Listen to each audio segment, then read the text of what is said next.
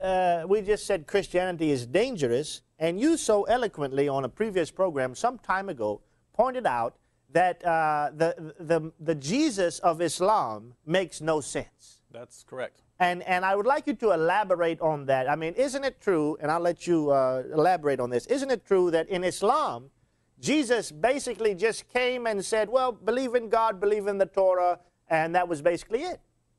Well, if that's the case, Christianity would not be dangerous at all. The Jews would not have been upset with Jesus or anything else. Can you elaborate a bit on that? Yes, if you think about it, even according to Islam, the Jews wanted to kill Jesus. This is according to Islam. You don't believe that the Jews did kill Jesus, but you believe that the Jews were boasting that they had killed Jesus. Well, what does this presuppose? This presupposes that they wanted to kill him.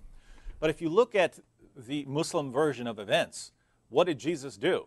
He came to the Jews and said, I confirm the Torah. I confirm this. This is the word of God, this Torah right here, and you need to follow the Torah. Yeah.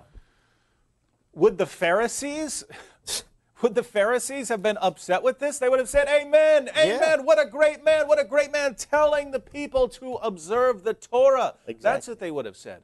So my question for you, my Muslim friends, why would people get upset? I mean, this is like, imagine someone coming to me and Pastor Joseph and saying, believe in the New Testament. Would we go into a rage? Would we say, we have to kill this man? We have to murder him? Of course not. So you have a massive problem in Islam. Namely, you're teaching that the Jews were so upset with Jesus that they wanted him dead and they believed they put him to death. And two, that Jesus was just a good Jew who came along telling people to believe in the Torah. How do you reconcile these? Well, Pastor Joseph, it gets much, much, much worse than this when we go into the details of the Jesus of the Quran versus the Jesus of history.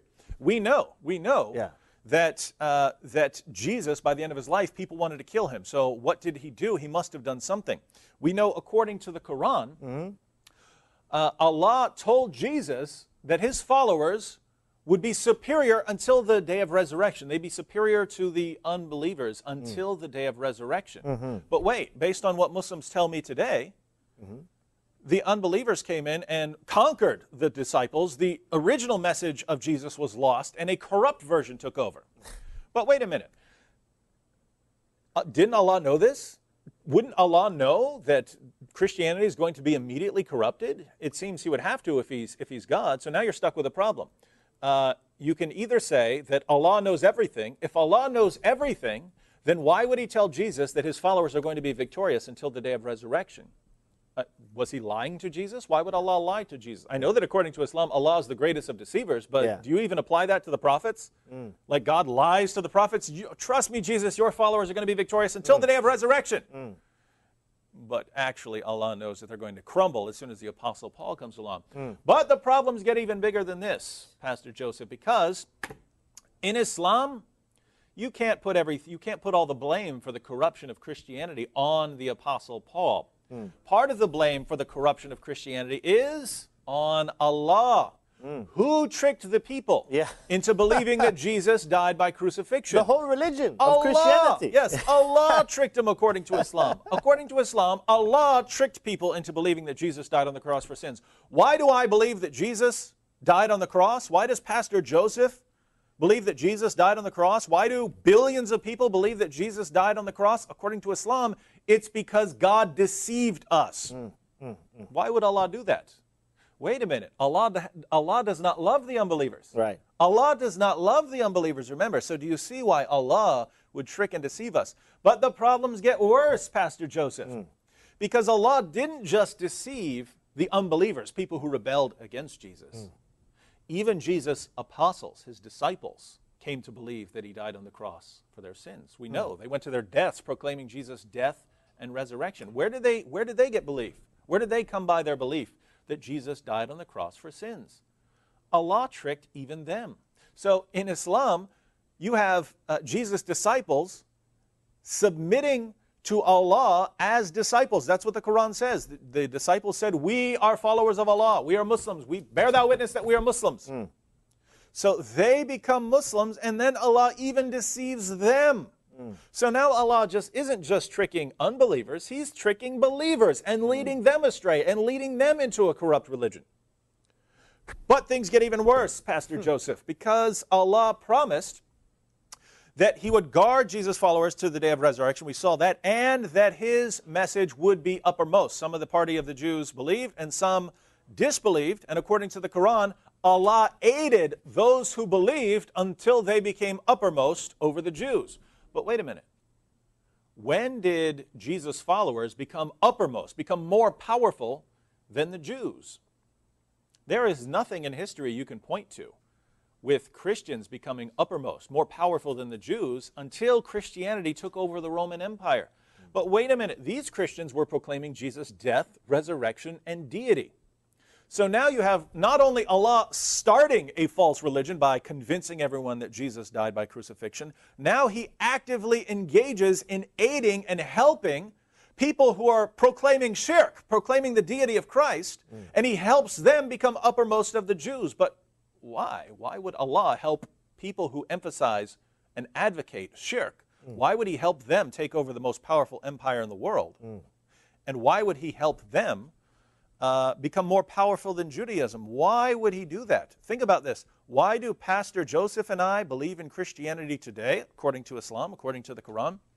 We believe because Allah helped start Christianity by tricking and deceiving people into thinking that Jesus died on the cross.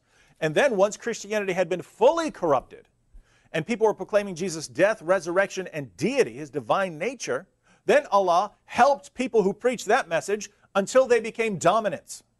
So we believe in Christianity today because of Allah. And because Allah has tricked and deceived us, he now has no love for us. Do you see what kind of problems you have with the Muslim method? It makes sense.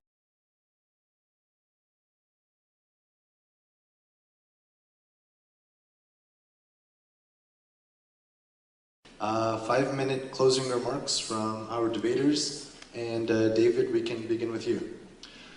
Well, I'd like to thank Sammy for his participation here, and thank everyone for the good questions and for sticking through a 2-hour debate. It's good. What else could we be doing that would be more important than this tonight?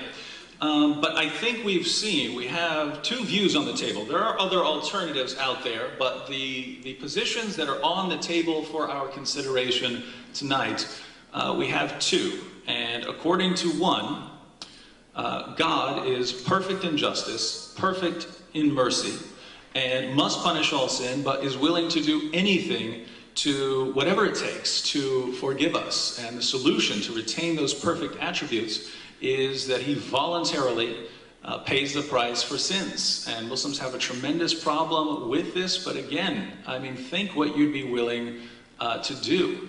If you were walking down the street, well, suppose you were king of the world. Suppose you were master of the world, you were dressed in royal robes, and you're walking down in the street and you see your kid drowning in a filthy pool of mud. Would your royal robes matter to you? Wouldn't you do whatever it takes? Wouldn't you toss those robes aside and jump in and save the child that you love? Of course you would, and that's your love. That's your finite, limited love. Imagine what a being who is perfect and infinite in love, what would that being be willing to do? I say whatever it takes. And that's what we find in Christianity. And the Muslim wants to say, well, God doesn't need to do that. Well, if he doesn't do that, then sin gets swept under the rug, and then he's not perfectly just. So how does God do that? Well, I find no answer in Islam, but I find an answer in Christianity. So we have God's perfect attributes being retained in Christianity. We have a message that fits with all of the evidence that we have, a message about someone dying on the cross for sins, rising from the dead, and claiming to be divine. All of our early evidence fits with this position. And think about it. According to Christianity, God had a mission for Jesus. God was completely victorious. Jesus came into the world, completed his mission perfectly. Jesus was completely victorious. He chose followers who would carry this message fearlessly. They were completely victorious. They went to their bloody deaths and would not back down. That's the message of Christianity. God is victorious from beginning to end. God is glorified from beginning to end. And then our Muslim friends tell us, but there's the alternative. Jesus didn't die by crucifixion. Allah tricked people into believing it. That's where that view arose. But the Apostle Paul came along later and corrupted other parts. So it wasn't Allah corrupting it by himself. He had a partner in crime. He's had the Apostle Paul also deceiving. Actually, that's not much better. Because think about the implication there. God sends Jesus into the world. Jesus spends all these years, and according to Islam, Jesus started preaching at birth. So he started preaching for 30 years. And then Allah comes down, tricks Jesus' followers into believing that he died by crucifixion, and then just can't protect his message from the Apostle Paul. God sends Jesus into this world. The work doesn't get done. Jesus doesn't accomplish anything that lasts. Muhammad has to come along 6 centuries later to fix the mess created by Allah and the Apostle Paul. And you put all of this together, what happened in the first century? Nothing. You ended up with the largest false religion due to Allah's deception and the Apostle Paul's deception. And God wasn't victorious. Jesus was a miserable failure. His followers couldn't protect the message from the Apostle Paul or Allah. This is the alternative.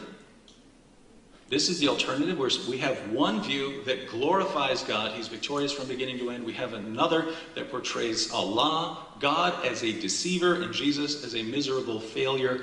Even if we had no evidence on the table, even if we had no evidence to support either view, we'd have to choose the Christian view just in light of the theology involved. And when we add to the fact that every shred of evidence we have tells us Jesus claimed to be divine, that he died on the cross for sins, and that he rose from the dead, and so we have all of the evidence confirming Christianity, I don't think we have any reasonable choice than to conclude that the message of Jesus Christ is found in the documents of the New Testament. That is the only way to be faithful to God, is to believe in the message that has been preserved right now.